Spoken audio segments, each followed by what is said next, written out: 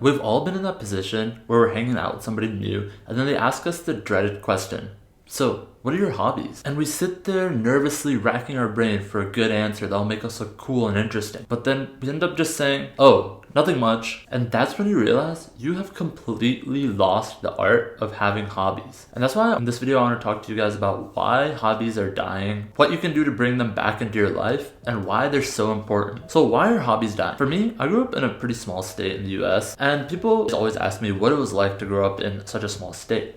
And I always say the same thing. It was actually not that bad because I had a lot of hobbies. So I was never bored and it was never that uninteresting. I remember when I was younger, it was so common to just be outside. In the summer, I'd be playing baseball or riding my bikes. In the fall, I'd be playing football. In the winter, I'd be playing basketball or going to the gym. And in the spring, I'd be playing soccer.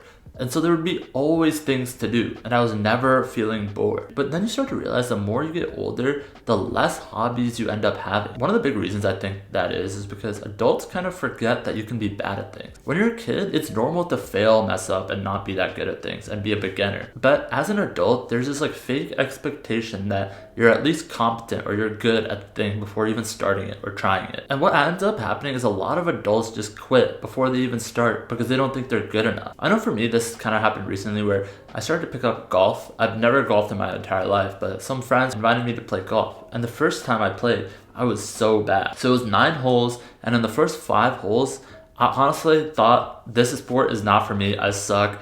This is embarrassing how bad I am, and I honestly don't want to ever play again. But I stuck it through, and then my friend who's better at golf than me gave me some tips, and I started to see actual improvements. And mind you, this was on the first time I ever went. So then I started to go again. So I went the second time and I was a little bit better. And I plan on keep going because even though I sucked that first time and it was really bad and I quote unquote failed, I learned a little bit more and I saw the improvement. Even on the first time I went, I saw the improvement from the first 5 holes to the last 4 holes. I saw a big improvement. And then I saw a bigger improvement from the first time I went to the second time. So now as I go for the 3rd time, 4th time, 5th time, I'm gonna get a little bit better. It's very easy for people to get in that mindset of, oh, I'm not good at this, I'm done. It's too embarrassing. I have too many people looking at me. What if somebody sees me fail? What if this person I'm trying to impress looks at me weird? And I get it, because like I said, with the golf thing, I was there. I had these friends I went with, and then I was still slightly embarrassed about how bad I was. But one thing that really helped is just being around people who encourage you. Like my friends that kept encouraging me. They said, hey, this is not that bad for your first time. You're actually doing pretty good for your very first time, never golfed in your life. Here are some tips. We want to help you. And then I got a little bit better. And then they encouraged me to keep coming. They said, we want you to come again. And I think that's another big reason why hobbies are dying, because a lot of times people don't have that community. They don't have that group of people who encourage them when they're in their beginner stages of that hobby. At the end of the day, I don't think adults really lack hobbies, but what they do is they lack permission to not be good at something. Another reason hobbies are dying is the infinite entertainment loop. Nowadays, we have infinite entertainment, whether it's streaming services, Twitch, Shorts, TikToks, Instagram, social media, whatever it is, there's infinite entertainment. When I was a kid, yeah, there was things on TV that I could watch, like one show a night, or maybe I'd play video games for 30 minutes to an hour. So there was so much other time where I would fill it with doing other actual hobbies. And this goes with the first thing, where it's like, okay, I'm not that good at this thing, so rather than trying and keep failing and keep going, well, why do that and why embarrass myself when I could just sit at home and consume the newest binge watching show? That's actually fun, and that's gonna bring me instant dopamine, versus other things gonna bring me embarrassment because I'm failing.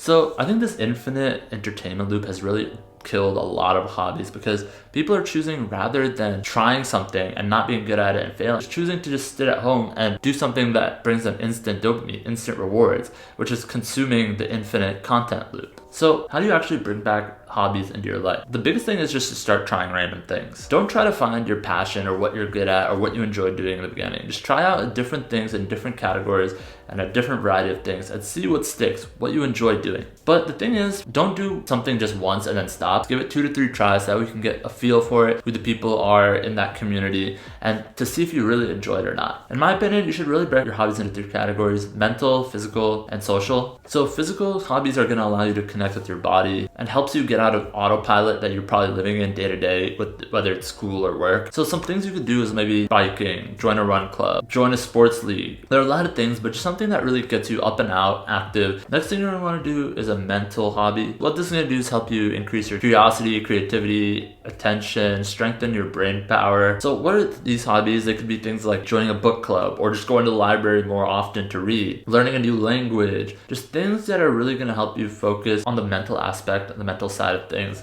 that are gonna help you just increase your intelligence and increase your creativity, curiosity, things like that. And the third category you're gonna wanna do is a social hobby. So what this is gonna do is foster community and connectivity. When we're kids and in the school system, it's so easy to make friends because they're right there in front of you. Like, you're forced to hang out. And so you build friends and you build communities.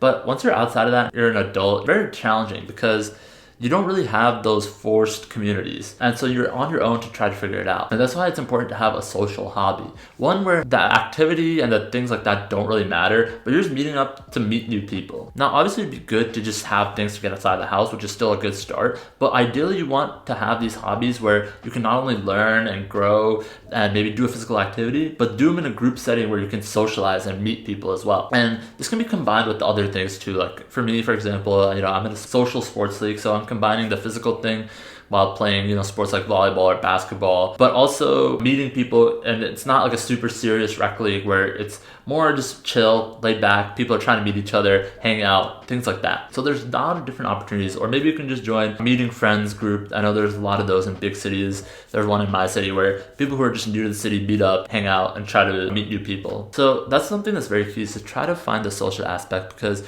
you don't want to be someone who has a bunch of hobbies but you're doing them all alone. So why are hobbies so important? The coolest thing about hobbies is you never know when one will change your life. For me, I moved to this new city about 2 years ago and I didn't know anyone. One of the first things I did a few months after I moved is joined a run club. And on my very first time going to that run club, I met someone who said, "Hey, I've never seen you here before. What's your name? Good to meet you." And then he introduced me to some other people who he had come to the run club with. And we all ended up hanging out at a coffee shop. And ever since then, I had continued to go week after week after week, see the same group of people, hang out with them. And we started to have a routine where we'd all show up to run club on Monday evenings. And then afterwards, we'd all go to dinner and hang out. From doing that over and over again, I started to hang out with those same group of people outside of just that one activity, that hobby that we all enjoy, run club. We all started to hang out and do things on the weekends, go on trips, things like that. And I can honestly say that group of about 8 guys that I met through Run Club are some of my closest friends I've ever made in my life. Now, I'm not saying every single hobby has to have that expectation and pressure of, oh, I'm gonna meet these people who are gonna be the best friends for me for life. That's the power of having hobbies. Like, you never know when one single hobby can change your life. Because at the end of the day, hobbies have a weird way of becoming more than hobbies. Hobbies these days are dying art. So many people don't have any hobbies. They just sit at home, do nothing. I know for me, putting myself out there, trying different hobbies has been a huge game changer. I found new interests, found amazing new connections, found a partner, found so many amazing things that I wouldn't be doing if I had just given up and said, as adults, we can't make friends. At the end of the day, it's on you to try to get out there and try to meet new people. And the best way to do that is to find a hobby. Let me know what your guys' thoughts are on this. Are there any things that you guys are trying out over the summer? Any new hobbies that you've picked up? Let me know in the comment section below. And if you enjoyed this video, I appreciate you staying till the end. And I'm out. Peace.